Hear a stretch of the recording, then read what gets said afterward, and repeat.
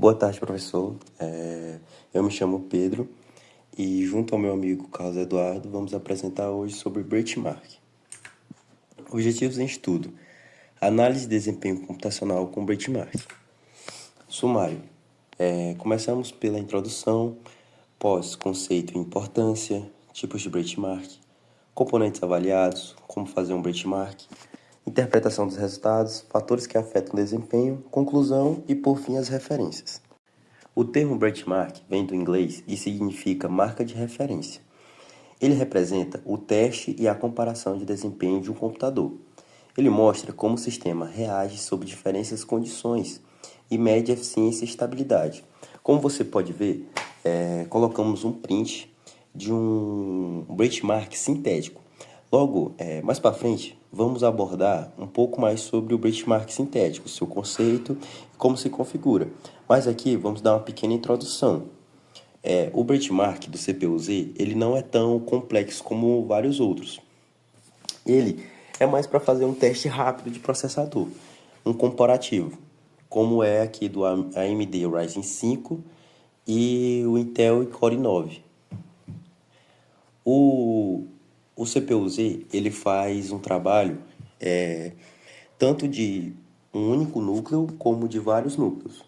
O processador o Intel Core 9 ele tem uma larga vantagem, como você pode ver.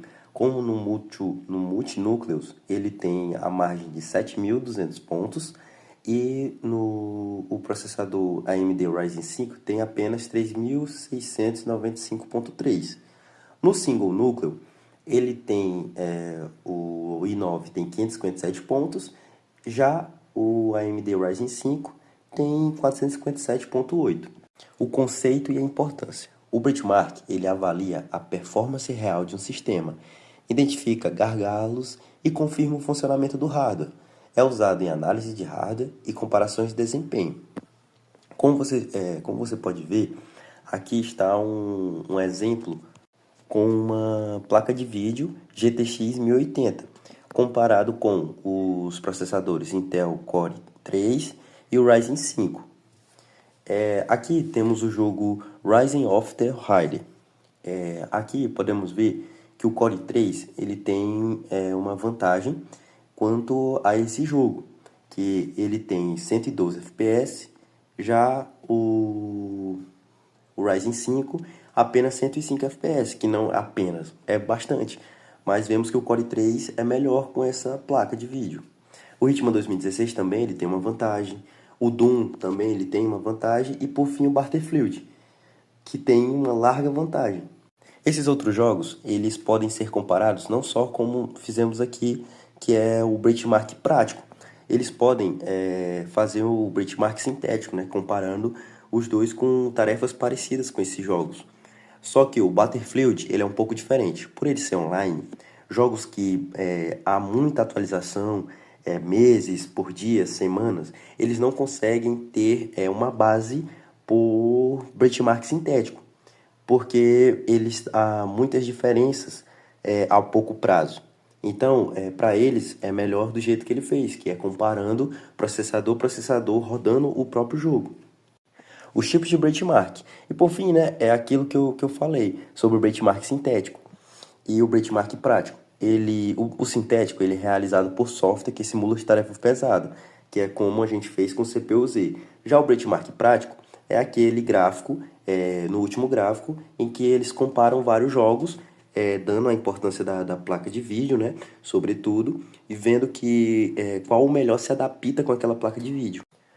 O benchmark prático, ele avalia, né, o desempenho real, como em jogos ou renderizações.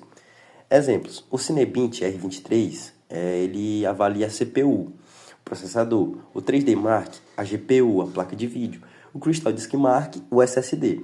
Aqui a gente fez um pequeno gráfico que a gente viu no Cinebench R23, que tem os dois melhores processadores, que é o i9 e o Ryzen 9, e os dois, vamos dizer assim, piores, né, dentre aqueles que nós listamos, que é o Ryzen 5 5600 e o Ryzen 5 5600X.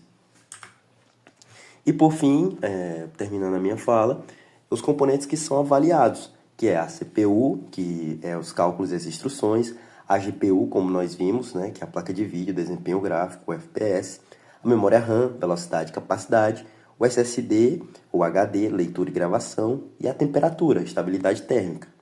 E agora eu passo a minha fala para o meu colega de sala, o Carlos Eduardo.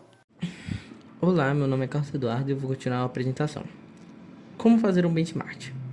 Agora nós vamos explicar como realizar um benchmark corretamente, ou seja, quais são os passos a passo para fazer um teste de desempenho eficiente e obter resultados confiáveis. O primeiro passo é atualizar todos os drivers e o sistema. Isso é essencial porque um driver desatualizado pode interferir diretamente no desempenho e gerar resultados errados. O segundo passo é fechar todos os programas abertos antes de iniciar o teste.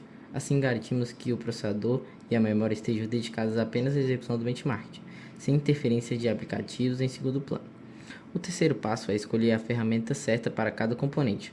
Por exemplo, usamos o Cinebench R23 para o processador, o 3D Mark para a placa de vídeo e o Crystal Disk Mark para o SSD. Cada ferramenta é especializada em um tipo de teste e mostra métricas específicas. Depois de executarmos o teste, restringimos os resultados, observando a pontuação, a temperatura e o comportamento do sistema durante a execução. Por fim, comparamos os resultados com médias disponíveis online de computadores com configurações semelhantes. Isso ajuda a saber se o desempenho está dentro do esperado ou se há algo que precisa ser melhorado. Depois de fazermos os testes, vem a parte mais importante: interpretar os resultados. De forma geral, quanto maior a pontuação obtida, melhor o desempenho do computador. Mas não basta olhar apenas para os números. É importante analisar outros fatores, como a temperatura durante o teste. Se o processador estiver atingindo temperaturas muito altas, mesmo com boas pontuações, isso indica que o sistema de refrigeração pode estar insuficiente. Outro ponto é comparar os resultados com outros sistemas parecidos. Por exemplo, se dois computadores têm a mesma CPU e o seu desempenho está abaixo da média, isso pode indicar um gargalo, talvez na memória, na fonte ou até nas configurações de BIOS. Essa análise ajuda a entender onde o desempenho pode ser melhorado, seja ajustando configurações, limpando o sistema, atualizando componentes ou até substituindo peça específica. O benchmark, portanto, não é um teste de curiosidade, mas uma ferramenta de diagnóstico que mostra exatamente o comportamento real do hardware.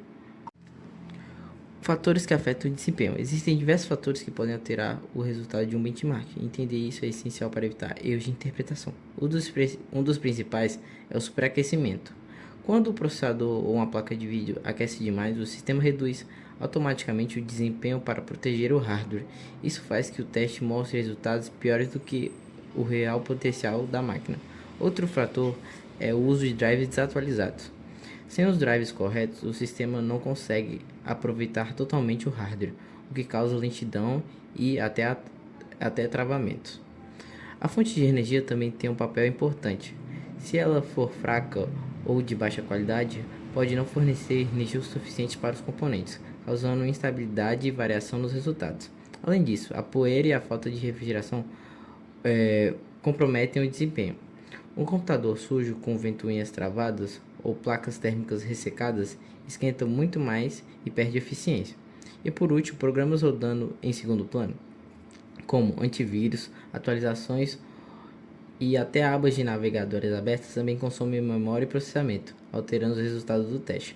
Por isso, para fazer um benchmark confiável, é preciso garantir que o computador esteja limpo, atualizado e funcionando com as condições ideais. Conclusão. Com tudo isso, podemos concluir que o benchmark é fundamental para entender o desempenho real de um computador. Ele pode permitir identificar gargalos, verificar se o sistema está equilibrado e com componentes estão trabalhando dentro do esperado. O benchmark também ajuda a diagnosticar falhas, como superacrescimento, drivers com problemas ou desempenho abaixo do normal. Além disso, ele é uma excelente ferramenta para otimizar o sistema, seja ajustando configurações, trocando componentes, melhorando refrigeração ou atualizando o hardware. Em resumo, o benchmark não serve apenas para mostrar números, mas para entender o comportamento real do computador e garantir estabilidade, eficiência e desempenho máximo. Ele é indispensável para qualquer pessoa que queira manter o computador funcionando no melhor nível possível. Referências. Para concluir, aqui estão as principais ferramentas e fontes que usamos como base no nosso estudo. O Cinebench R23 da Maxon foi usado para medir o desempenho do processador. O 3D Mark da URL Benchmark é uma das ferramentas mais populares para teste de placas de vídeo e desempenho gráficos. O Digital Mark da Digital Dreamworks mede a velocidade de leitura e gravação do SSD e HD. Também é utilizado o IADA 64 da Finalware, que fornece relatórios completos sobre o software, e a Patchmark Software, que oferece comparativos online de milhares de configurações diferentes. Todas essas ferramentas são amplamente utilizadas por técnicos, engenheiros e entusiastas que foram fundamentais para garantir que a análise fosse precisa e confiável. Por isso, encerramos a apresentação. Muito obrigado pela sua atenção.